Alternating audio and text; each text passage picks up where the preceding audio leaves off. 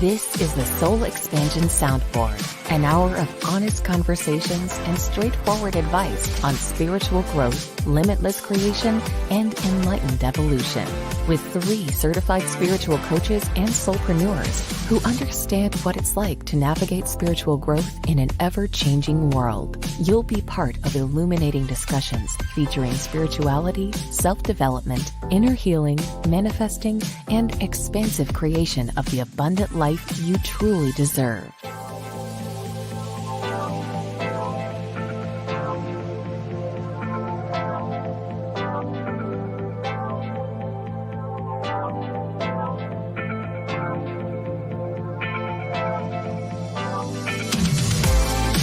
Now, here are your hosts, Roz Kincaid, Julian Crosson-Hill, and Jordiana Chevalier. Hello, everybody. What's up, friends? Welcome to the Soul Expansion Soundboard. I am one of your hosts, Roz Kincaid. I am a certified spiritual coach.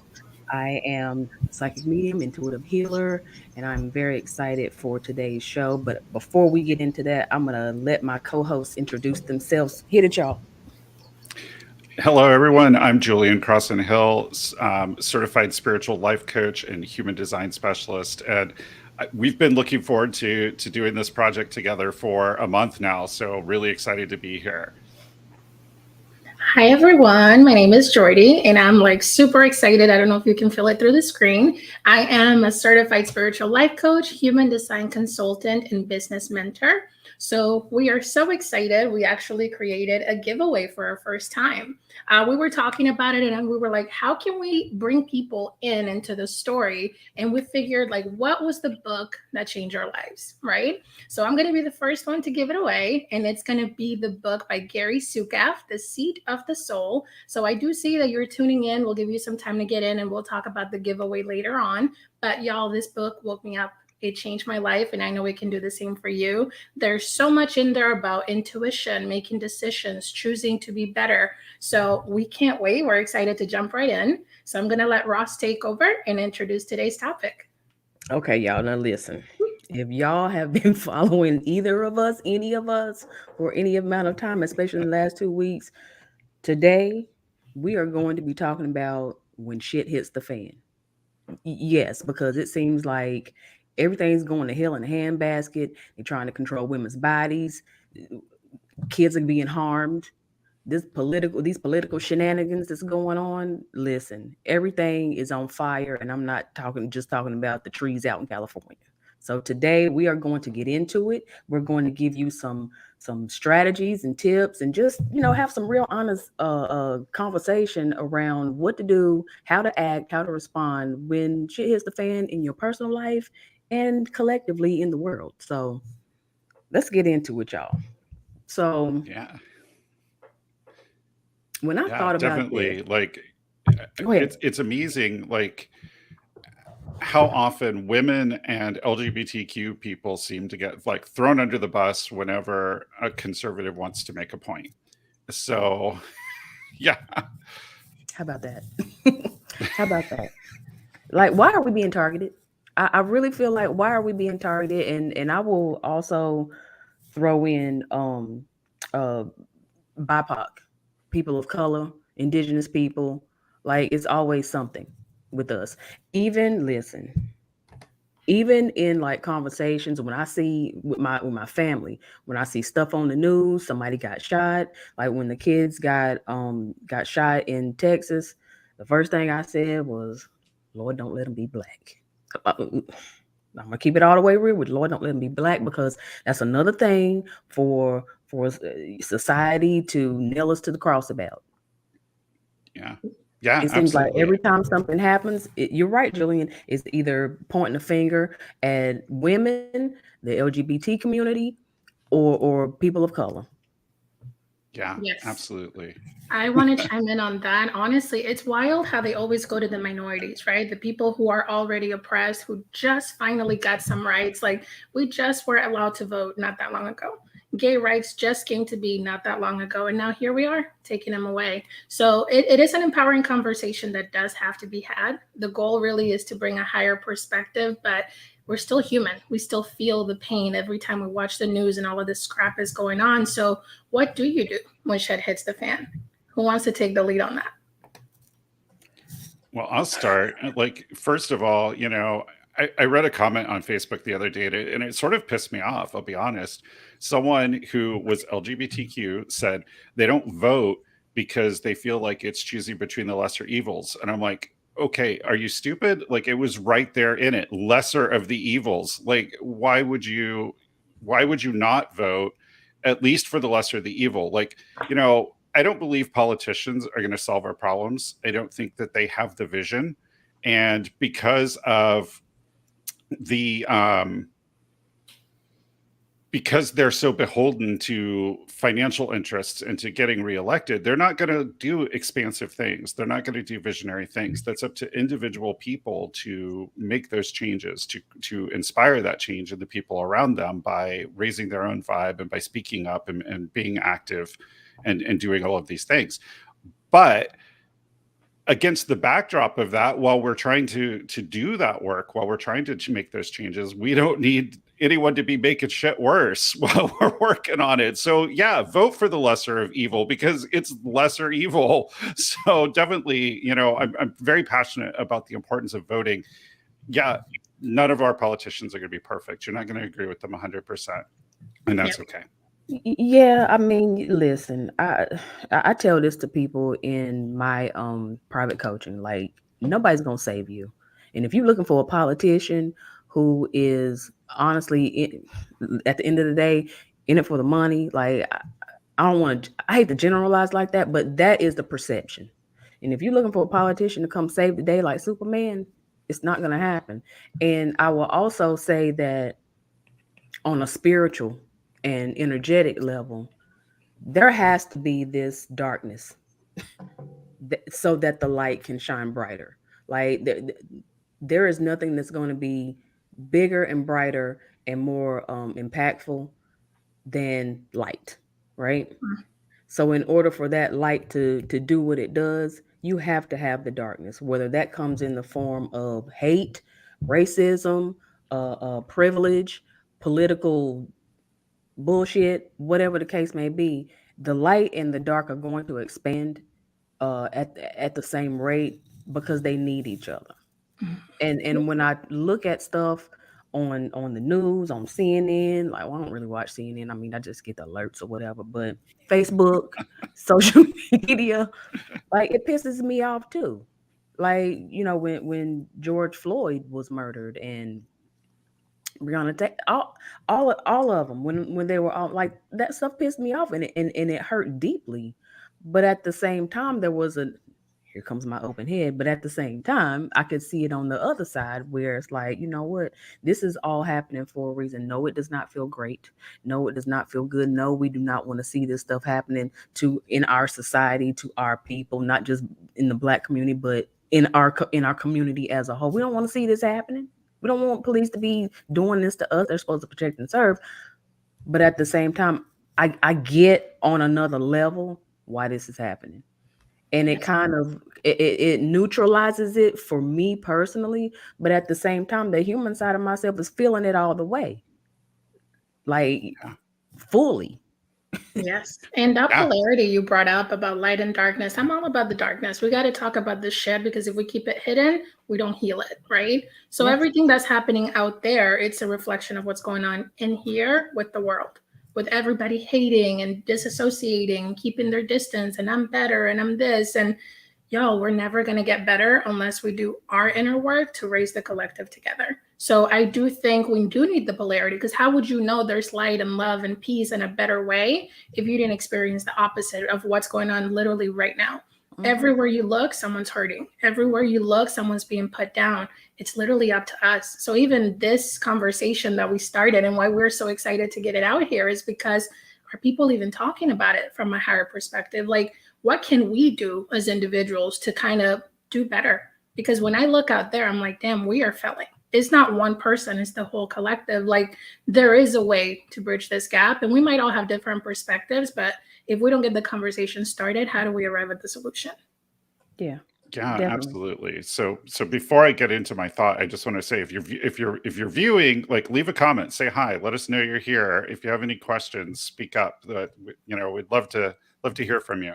So I think for me, this light and dark idea that Roz got at, I think is really important, because particularly in spirituality, listen, we talk about light work, we talk about being love and light and all of these things. And the truth is, there needs to be balance. We all have our shadow side. We all have our shadows. We all get pissed off. We all feel sad some days. And those things are important that we feel them, not wallow in them, not like live there in them, but just feel them and experience them and allow them to be what they are. Because balance is really what we need. So, I studied Kabbalah for a number of years. And in the Kabbalah, the tree of life is perfectly symmetrical right around the sphere 6, which is the sphere of Christ and Buddha consciousness. And in that sphere, that is also the sphere of the I can't get my words today, the wounded healer. And the wounded healer is such an important archetype, because every one of us who has gone into healing work, who has gone into this spiritual work, has come with our own wounds, with our own journeys, with our own trials, with our own shadow side. And it's all about finding that balance and coming through the other side as an empowered healer. Yes, God, you touch on so much there. But yeah, that's really the key. There is another side to this. What we're seeing right now, we can literally change the narrative, but it starts with what Julian was saying, voting, or something as simple as talking about it, or even being okay to disagree. We don't have to be right. I'd rather be like happy and at peace than to be right. Like, being right is, who cares? At the end of the day, there is a way where we can all kind of coexist and align with the vision of, we just want better. It can get better. So let me throw this in here, because I was y'all. Love me some Ross. Throw this in here. Now, recently I was listening to this podcast, or actually it was a video on YouTube, where this young lady talked about fragility. I'm not talking about just the fragility that we've known here recently in society, but fragility across the board. And so my question is that, how much do you feel like fragility, being offended, plays into our reaction to what's going on in the world, to being triggered and all of what's happening? I mean, when I think fragility, I think vulnerability. It's hard to put yourself out there. It's hard to have a different opinion. It's hard to be judged for what you believe or what you think. So for me, vulnerability and fragility kind of go hand in hand. And that is a huge reason why people stop themselves from trying to change the narrative. Yeah, for me, I always bring the human design perspective to it. And people who have a defined ajna, which is where we do all of our thinking, it's where we create our beliefs, our concepts, our models. It's where we process all the thoughts that come into our head. And I think socially, like, I think society-wise, it feels like society has a defined ajna, because there's not a lot of flexibility, right? We get in these like ruts where we have deeply held beliefs that we're not even fully consciously aware of. And when those beliefs are challenged, we feel hurt or offended, and so the first thing we have to really do is explore our beliefs. And I was reading the other day in Mike Dooley's book, Infinite Possibilities, that if you want to understand what your beliefs are, look at what is happening around you, look at your reality, because that's basically a picture of your beliefs at the time. You created that from your beliefs. And so if you look at how divided we are, if we look at all of these things that are happening, all this shit that's hitting the fan, socially, we're co-creating this reality from the beliefs that we have. And so we need to look at those beliefs and explore why we believe that. Why do we believe it so strongly that we become triggered when it's challenged? Yeah, definitely. There's some curiosity that has to go into, why you're being triggered. And let me say this too. I honestly believe, and this is not a new realization for me, but it's a new practice that I am not having a good time with. But I honestly believe that you choose to be triggered. You choose to feel what you feel. You choose to be offended. Like everything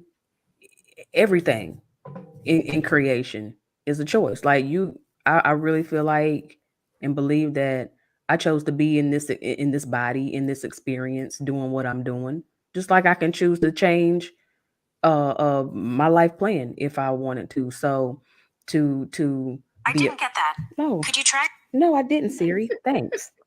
Siri wants to say something, but I choose not to. Anyway,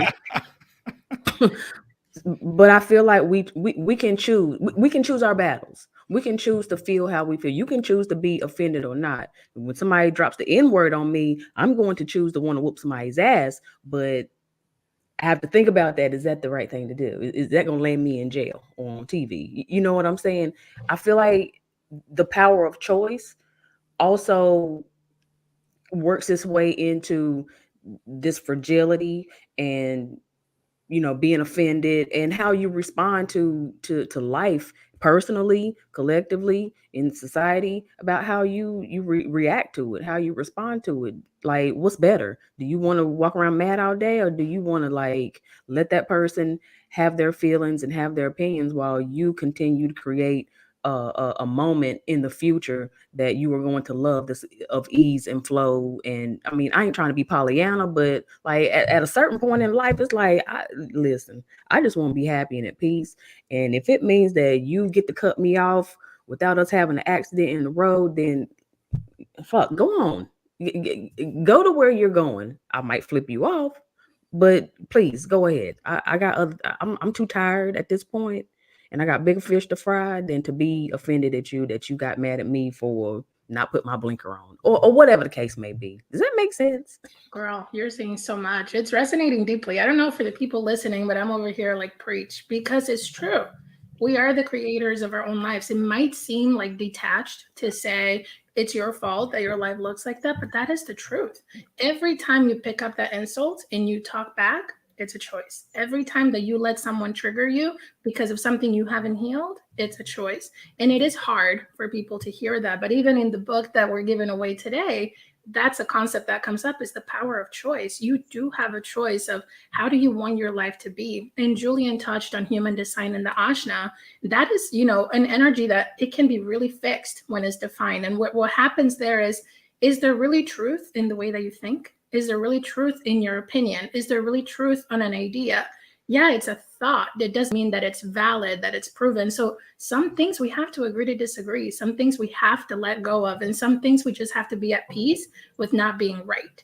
Because the idea of right or wrong, that's limiting. What else is possible? Could it maybe be a middle road? Could it maybe be a conversation? Could it maybe, like, even agree to disagree? There are certain parts in your lives where you can't change people. You can't change certain situations or dynamics in your life. Example, being LGBTQ and coming out. Your parents could be accepting or they could turn their back on you. Can you change that? No, but you can change how you respond, right? And it is painful. Obviously, all of this shit that's happening in the world is painful to witness, but we do have a choice. And that means that we can do something about it. It can improve. Okay. I'm probably going to trigger you guys here a little bit. Hit it. Go ahead. Hit it. So I think that there's a role in when we make those choices that sometimes we have to take radical action to get other people's attention. Like we have to sometimes shock people out of their complacency. And what comes to mind for me is during the height of the AIDS epidemic, when, the Reagan administration was completely ignoring that people were dying in unbelievable numbers in the LGBTQ community and just didn't care. And against the backdrop of that epidemic, the Catholic Church was still pushing that condoms were not going to be acceptable to them. and not to use that, and speaking out against safe sex. And so ACT UP actually took some pretty radical actions. They staged die-ins during masses, like interrupted church services. They, did die-ins on like the lawn of the White House. They did all of these different things to just like wake people up. And I think, we can choose to just keep our peace and kind of let things go. And then there's some things that are so abhorrent that we really have to take radical action. We have to kind of slap people aware out of it. Like, I think that systemic racism is one of those things. When you see somebody spouting a bunch of racist bullshit in public at someone, as a bystander, I'm going to speak up. I'm not going to just choose my peace. I'm going to speak up. And, there was a time when Nazi viewpoints, alt-right viewpoints, racist viewpoints were considered socially unacceptable. And I think that as a society, we've allowed, particularly in the last 4 years, way too much tolerance around some of that crap. And, I'm all love and light, but I'll smack a bitch if she's asking for it too. I love that. But it goes back to choice, Julian, because there are some things that we value enough where we need to speak up. Like, your soul will not let you be quiet because it matters that much. So yeah. I hear you and I resonate with what you're saying, because that's true. There are some things we can't let go of. Yeah. What y'all said. I mean, yeah. And I think that also plays into allyship. Like, you as part of the LGBTQ community, you and I as part of the BIPOC community, we as women, you know what I'm saying? Us as spiritual people, like, we need allies, and we need people who are not going to just choose peace all the time, but are going to choose to act up and be triggered and do something about it. And like you said, smack a bitch sometimes, snatch some edges about things, because we cannot affect change on our own. Like, I feel like there's an appropriate place and time for the peacemaker, the peacekeeper, but there's also a place and a time for the people to create an uprising in our own way. Do you know what I'm saying? Like, all of it can exist, and I think that all of it works together to affect change. Like, no, I'm not sitting here either saying, well, just, woo woo woo, be cool, don't say nothing, turn the other cheek. No, because if it comes down to it and I'm seeing somebody being harmed or hurt or being wronged, yeah, I'm gonna say something. But there are other times where I'm gonna mind my damn business. Yeah. Truth be told. Even Jesus was a liberal, was a radical. He threw over tables and whipped bankers. So yeah. When it's required, it's required, right? Exactly. That's all I'm saying. And you know what else? A lot of times, whenever you do shock people, because some people need it, some people need that shock to kind of snap into, wait a minute, what am I doing? You're forcing them to confront their shit and actually step up and be the change. Because a lot of people get away with a lot because no one will stand up and say, hey, that's enough. We're not beating the little guy down anymore. How about you stand up and you just deal with your crap so that you don't have to be putting people down anymore? And I speak a little bit from experience, because growing up, I was the kid that got into a lot of fights and bullied other people. And I'm not proud of that fact. But I had to own all of that, to even accountability, and apologize when someone checked me and said, Jordy, that is enough. Go deal with your shit. And now here I am helping other people deal with theirs. But it does take a little bit of shock. You have to confront the pain. You have to confront the truth. And I mean, we got into spirituality in our own way, but that's why we serve. There are people who need that reality check. And whether I do it through work or out in the world, I will speak up for the little guy. I will speak up for the things that matter to me, like LGBTQ. My brother and sister are gay. There is no way I can be quiet when that's home. That's me. As a woman, when our rights are taken away, yeah, I might not make a public announcement, but I feel that, and that pain runs deep. So there are certain things where you have to speak up. You can't just be quiet, but shit is always going to happen. The thing is, how are we going to respond, and what matters enough to deserve a response? There you go. I think Yeah, that's the key absolutely. point. What matters enough to respond? What matters enough to you to respond? Yeah, absolutely. I think that's very true. And you know, I want to kind of get back to this idea of like keeping our peace and sort of centered. So we've said, um, that sometimes people need shocked out of this complacency. They need certain things need to be addressed in the moment. There's certain things that are just unacceptable and need to be addressed. And then, but for the most part, we choose how we're going to experience life as the shit is hitting the fan. Like, we've been hearing the drumbeat about recession, right? Recession, recession. There's going to be a recession. The media is talking about a recession. And the media is a powerful force in that, right? They get a hold of a story, and before you know it, everyone's believing it. They're cutting their spending. They're starting to save more. They're thinking about, well, maybe I won't quit my job. Maybe I won't start that business.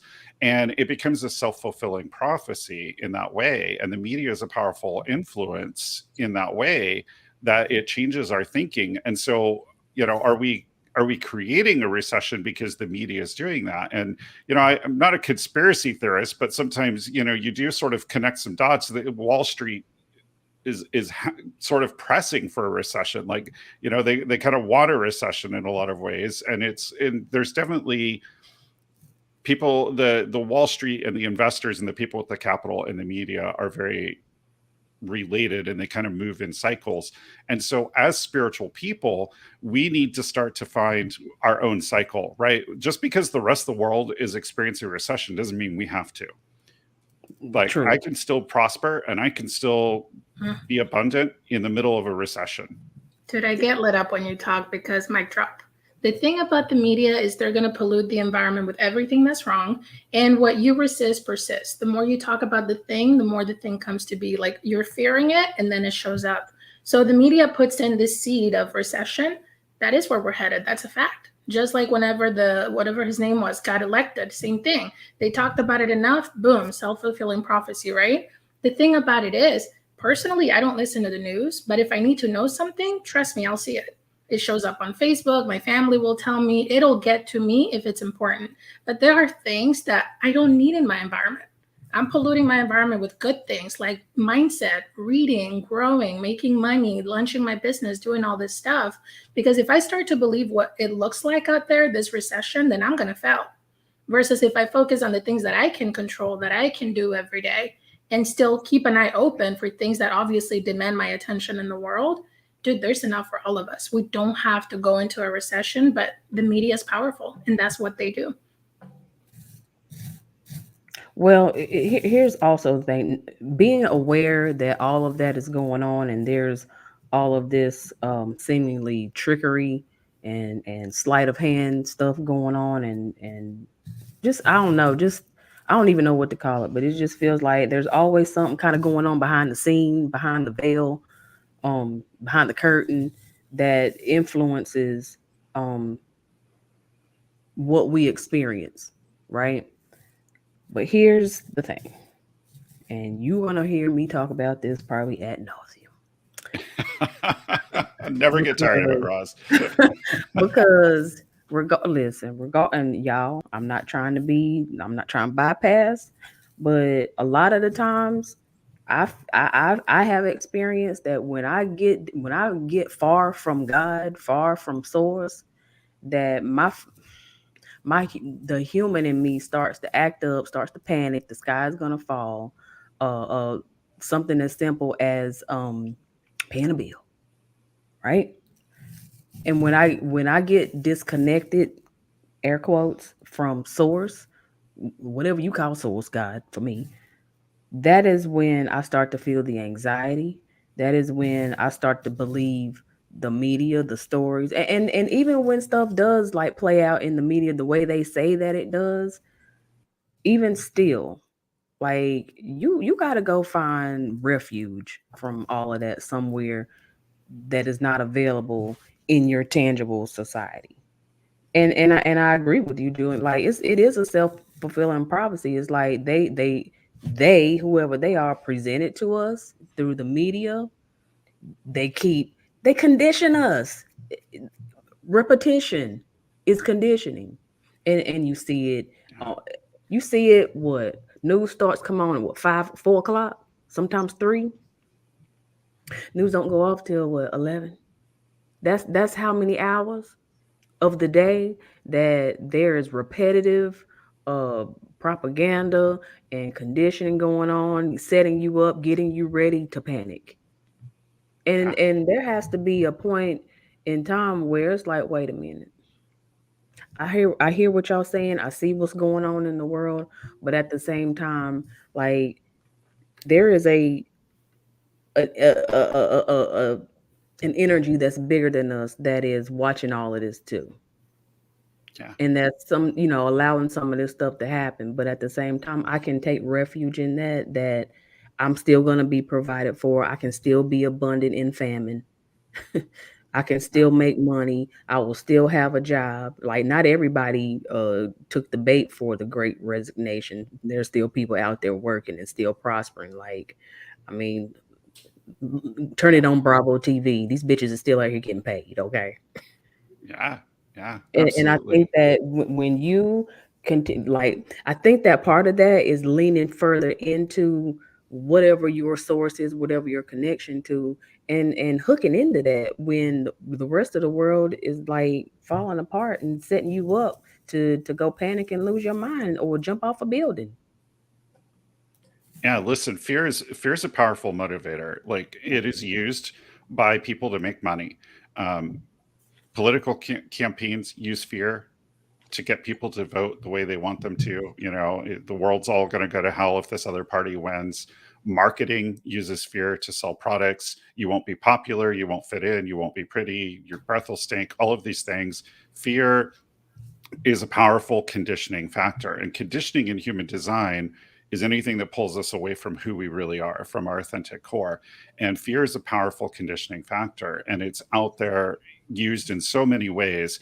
And we need to, absolutely everything Roz said, connection to source is really, really key there. If you're connected to source and you have a strong faith that the universe, source, God, goddess, whatever your word for source is watching out for you and is taking care of you and is going to make sure that everything's all right, you're going to have a lot less fear.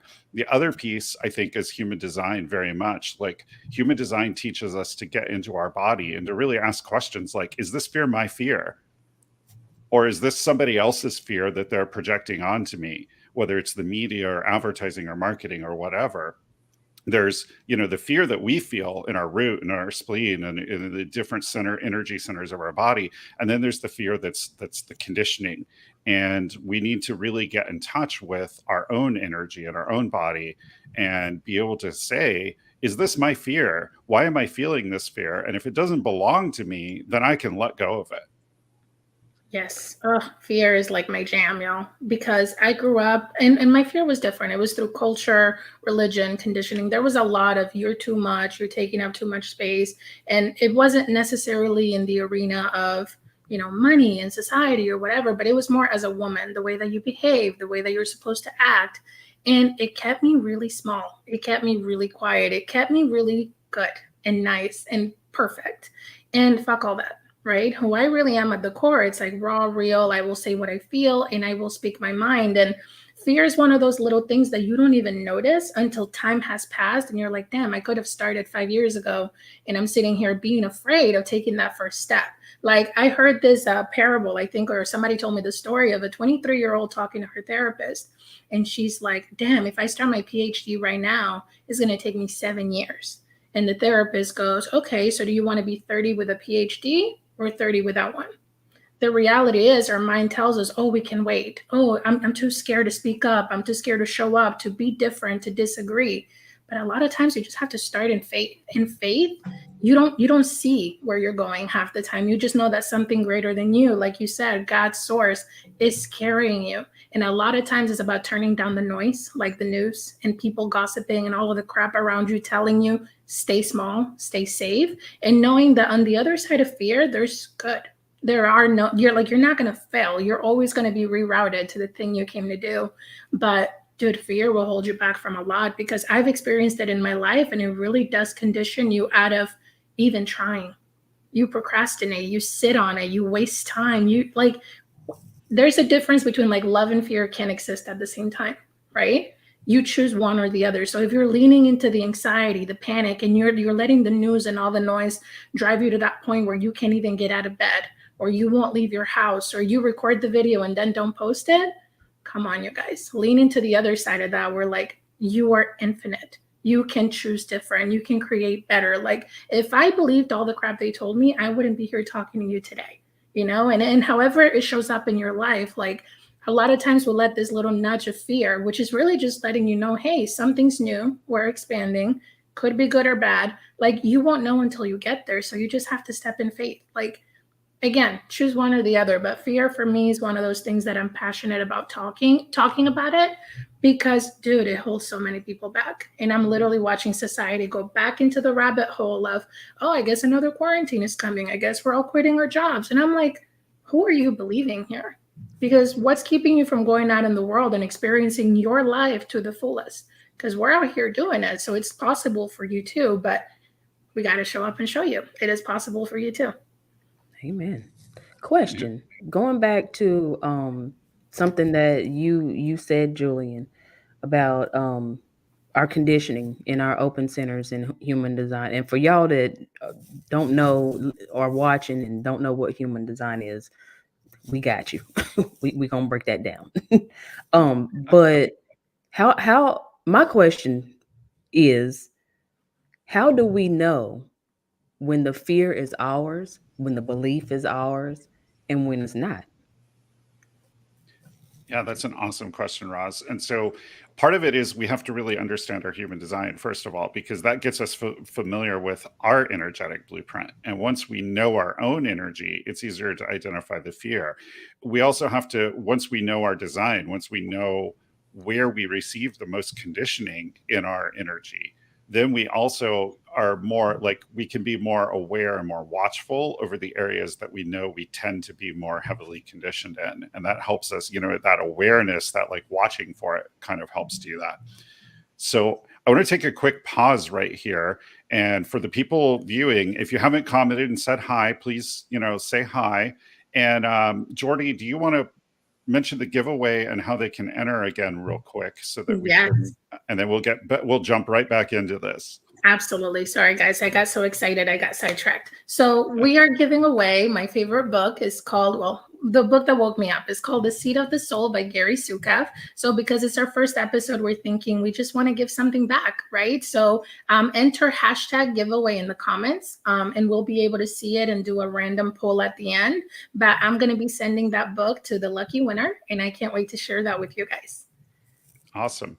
So we started out, we sort of set the stage of, when shit hits the fan, and it seems to be hitting the fan pretty hard right now, right?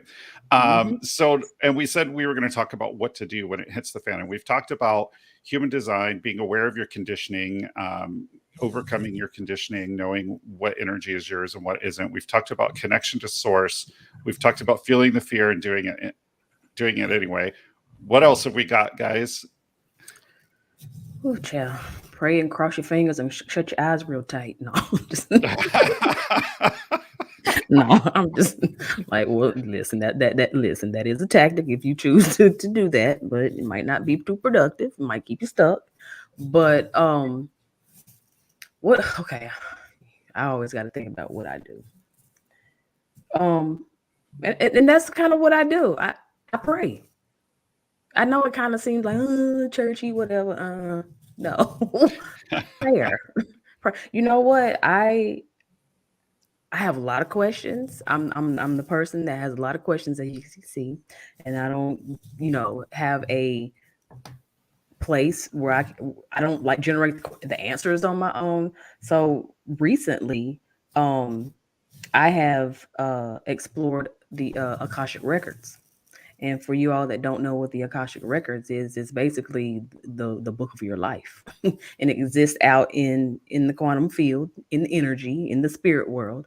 And oftentimes what I have done recently is I have gone into a meditation and I seek the counsel of what I call the higher ups or upper management. which is God, loved ones, masters, ascended masters, ancestors, all of my spiritual help that is not seen to the naked eye, but I can feel in my energy and I can feel it around me because they are much more wiser than I, even though I am a pinched off piece of God Himself. I go to them. I like that. I don't try to make that a last resort, but sometimes, out of habit, it becomes a last resort, and I'm trying to do better with, seeking the answers from a higher place first, and just finding calm there. Um, you can also, for those of you who don't mind using unconventional strategies, you can seek the counsel of a psychic, of a medium. Now I know some people gonna flip out and lose their wig over this, me saying this, but I don't know why, because it speaks of psychics and mediums, and like Joseph was a dreamer. Like, what do you think that is? Like, Jesus knew, like, people prophesied. Like, what do you think prophets are? They're psychics. But you can see like that's a whole other show, okay? But you can seek the wise counsel of a trusted um intuitive, not for foretelling, but to help you navigate your situation, help you navigate what's going on in the world, give you some insight and give you some advice and wisdom on how to best respond to what's going on in your world, and to give you a little bit of foresight, not fortune telling, but give you a foresight of what the possibilities are for you, what exists in the energy for you as possibilities. That's me. That's what I do. What do y'all do? Jordy, what you do? I mean, a lot of the same in different ways, right? So for me, I go back to self. I spend time with myself, journaling, meditating, praying, and you receive guidance. A lot of us don't hear it because one, we have conditioning, or two, we're afraid, right? But you do receive guidance. You get it through dreams, you get it through writing, you get it through talking to someone. Like even a spiritual life coach can help you tap into your intuition and decode or decipher what you're feeling, what is coming up, how to proceed. Because no one is the expert in your life other than you. The thing is, sometimes the noise outside is so loud you don't hear it. So for me, when things get really loud on the outside, I go inwards. I retreat to be alone, to sit with God.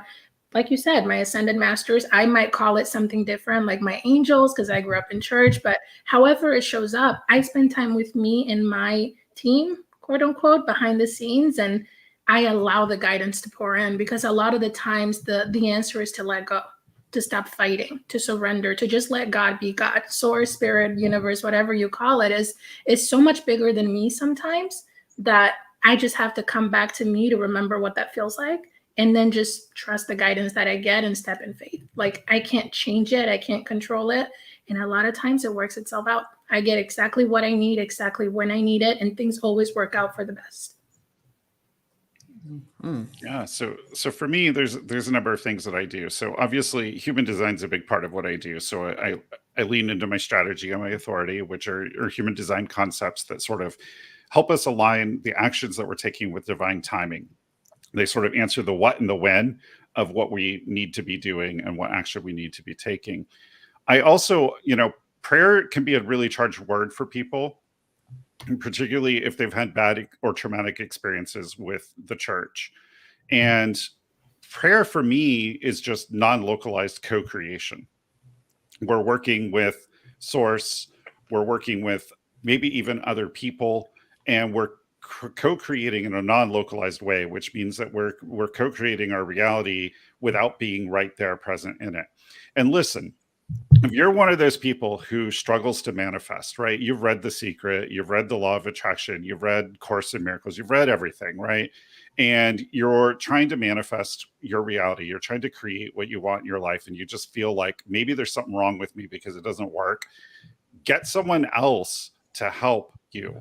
If you find someone else who can hold for in their own heart the highest intention and the highest vibration for you, and you can do that for them, that is super powerful. You don't have to necessarily, if you can't believe that you can create it for yourself, if you're not to that place yet, well, first of all, I tell you, work with a coach and get there. But in the meantime, work with a friend, work with a family member, pray for each other, hold the highest intention and the highest vibration for each other, because that, my friends, is really powerful. Yes. May I? Go for it, Roz. Might I?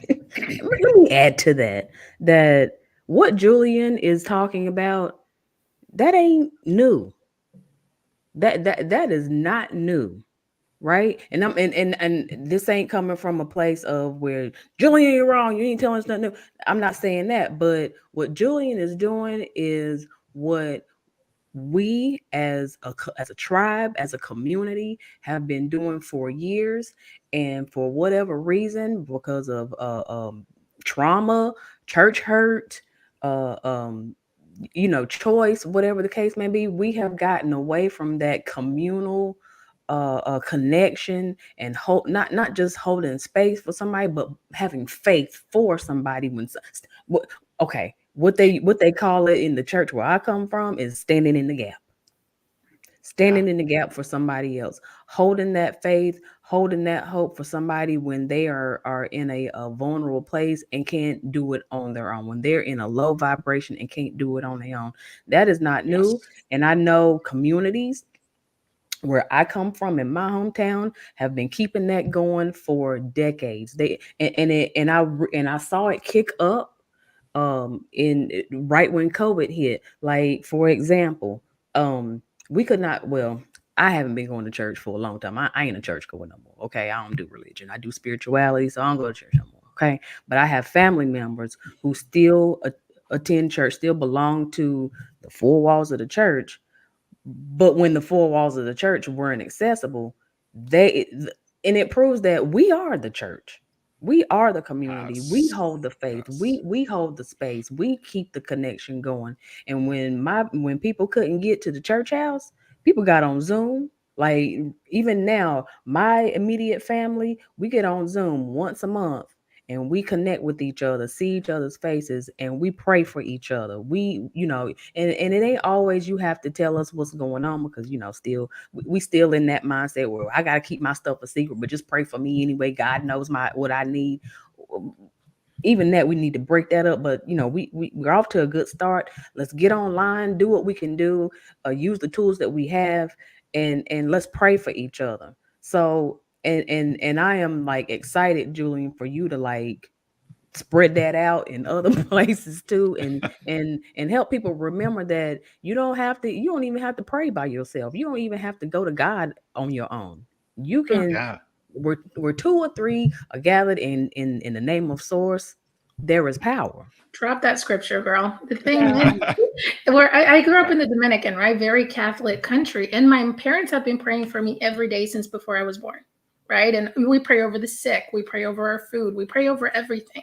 And I might not attend church. That doesn't mean that I don't pray every single day for me and my loved ones. So when you're talking about manifestation and creation and getting the things that you desire, who better to ask to hold that energy and that love and that, I don't even know, that desire with you to God than through prayer? Like family, friends, close ones. Even in this circle that we had, the three of us shared space for each other to grow and evolve. And that's why we're bringing it out to spread it to you guys too, because when what am I trying to say? When more than one person gathers in prayer, you are doubling the efforts. So it works out best when you're not trying to do things on your own, when you surrender to something greater and you allow people to help you get there too. Yeah, you're strengthening the vibration. You're just like tuning into a radio station. You're strengthening the vibration. You're strengthening the signal. Not that God don't hear you on His own or any of that, but the attraction becomes stronger, right? Like, I might not be able to say nothing, but I can go tell Julian, listen, here's what I'm going through. Pray for you, girl. Yeah, absolutely. And human design teaches us, if you look at human design, the circuitry of the body, our energy circuits, are split into three groups. There's the individual circuits, the tribal circuits, and the collective circuits. And that's really a model for change. If you want to make change in the world, start by changing yourself. Then get with your tribe, and that change will ripple out and your tribe will be changed. And then when you go beyond that, from tribe to collective, and I kind of hate the word tribal in human design, because I know, that's got a lot of connotations and it's kind of been stolen from indigenous peoples in some way, but there's just not a better way to describe that close-knit community. And we need that so desperately. We're really designed for that. And human design teaches us that we need to work in those three levels. And so if you're struggling individually, go to your tribal level and get some help there. Absolutely.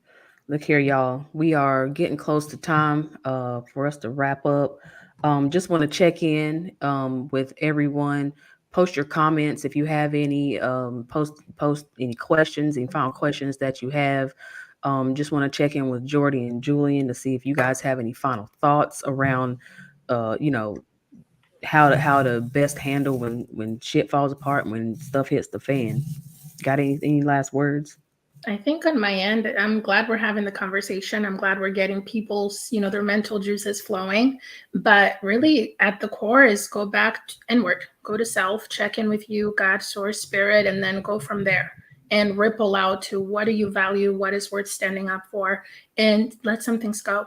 Focus on you and your growth and where you're headed, and affect your tribe and then the collective by changing you first. Because in some areas, we're the ones that need to evolve in order to allow space for other people to go through what they need to go through, because all of this, as dark as it looks, is happening for our best. Like all of this is going to work out to turn into something better and greater, because this is helping to wake people up. And you might be one of those people that needed to hear that message today. Yeah. Awesome. Beautiful. Yeah. And the only thing I would say is find your tribe if you haven't already. Find your tribe, do the work on yourself. Find your tribe and find the people that you need that will support you, that will pray for you, who will do that non-localized co-creation with you that we call prayer. And if you're listening, enter our giveaway. We're going to draw in just a few seconds. Hashtag giveaway to enter. Shoot us a comment and we'll draw for that shortly here. Definitely. And before we get to that giveaway, let me just say that, y'all, we are not saying that to turn a blind eye, to look the other way, to just, cast it off to God. Because when you cast it off to God, there's going to be some steps that you're going to take, because you are a co-creator, right? And so feel your feelings. You are allowed to have those. You are allowed to have an opinion. But when that's all moved away and passed over, like the others, like my co-hosts have said, go inward, go to your source, find your tribe, do all those things, because listen, you are in this body alone, but you are not meant to have this experience alone. So you don't have to create and heal and figure out stuff alone. Find you a coach or a therapist or somebody to hold your hand and walk with you on this. And those are my final words. So Jordy, I'm going to turn it over to you to see who's going to win this giveaway. Honestly, I think Julian is in charge of that. We are seeing a couple comments come in. So guys, if any of you have not commented hashtag giveaway, go ahead and drop it in. I don't know how the system necessarily does it, but I'm going to let Julian take over and announce who got that one. Cool. All right. Let's give people a few seconds to go ahead and enter if they want to. Hashtag giveaway to enter the giveaway. You're going to win Jordy's favorite book that changed her life and really got her manifesting. And meanwhile, Roz, why don't you tell people what you have for them, where they can get in touch with you, all that good stuff. Listen, you can find me on all the things at Soul Healing with Roz. I'm on Facebook. I'm on Instagram. I dabble in a little TikTok, when I feel like it. And you all can see me on YouTube. If you're watching on YouTube, I am on YouTube at Soul Healing with Roz. Right now, I have spaces available for my empowerment private coaching program. That's a one-on-one coaching program. It's a 6-month container with just you and me. We hash it out for 6 months, and you got me in your pocket. Like, I would want to have me in my pocket, as well as some other folks. But, if you're feeling drawn to work with me one-on-one, check that out on my website at www.rozkincaid.com. I also have a self-paced course for those who are struggling to set boundaries and say no, and you identify as somebody who's a people pleaser, but you don't want to say that out loud. I have just a thing for you. Check out my program, Living in the Know. It is a 12-week self-paced program. And we also do, for those people who are in that program, we also do some live coaching as well. So check it out at my website, www.rozkincaid.com, and on social media at Soul Healing with Roz. Awesome. If you haven't entered the giveaway, #giveaway, we'll be doing that in just a moment. And in the meantime, you can find me pretty much everywhere: YouTube, Instagram, Facebook, as Priest of Inanna. And my website is www.priestofenana.com. That's Priest of Inanna, INANNA.com. And I'm getting ready to, in mid-September, with Starseed Academy Coach Training, I will be teaching my 10-week human design consultant training. If you want to learn everything there is to know about human design, how to read charts, how to give readings, how to incorporate it into your coaching or your other spiritual services, this is the course for you. And I'll be offering that in mid-September. The wait list is open. If you get on the wait list, there's a $300 discount. So you want to grab that. You can find that at starseedacademycoachtraining.com. That's starseedacademycoachtraining.com. And you can find all of my good stuff at priestofenana.com. Awesome. And on my end, let's see, I can be found at journeythroughthedarkness.com. Through is THRU, and that's my handle on all social media. I'm on Facebook, Instagram, TikTok, and now YouTube. So dig in. There's a ton of free content on there. I also have a program that's launching this upcoming Tuesday, August 2nd. It's called How to Align Your Biz with Human Design. And I got quite a few ladies that signed up. I am going to cap it at 10, so there's only a few spots left. But if you're interested, just send me a DM. I will get that going for you. I also have my one-on-ones open, so I'm taking one more client this month. And other than that, once you go on my website, there's a couple of readings, business readings, personal, etc., for human design if you're interested. Now I'll send it back to Julian so he can tell us who won the giveaway. Yeah, it looks like our giveaway winner is, drum roll please, Nicole Sanders. Awesome. So Nicole, if you want to send me a DM at the end, whether through Facebook or YouTube or Instagram, I'm happy to get your address and get that book sent over to you. Congratulations, awesome. Nicole. Yeah. So we will be live streaming at noon, 12 p.m. Eastern every other Friday. So we'll be coming at you again on August 12th. And our topic for August is how to choose a life coach. We're going to talk about all things coaching. What to look for in a coach, what coaching is, the difference between coaching and other modalities, all the things coaching. So tune in next August 12th at noon, 12 p.m. Eastern on YouTube or Facebook.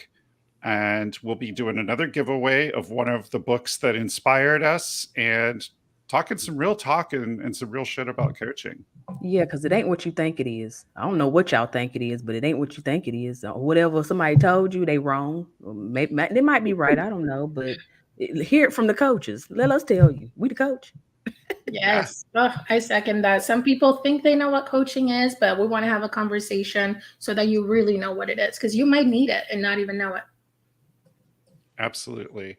So thank you to everyone who tuned in and watched us live. The recording will be going out as well on Facebook and YouTube. So if you didn't watch it live, you'll be able to see it. So thanks, everybody. Have a good weekend. Stay up. Stay positive. Not toxic positivity.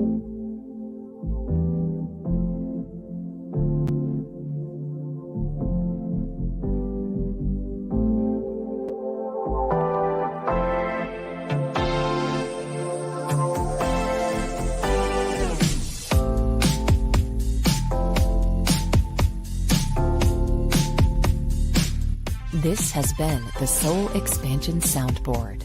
Join us live every other Friday.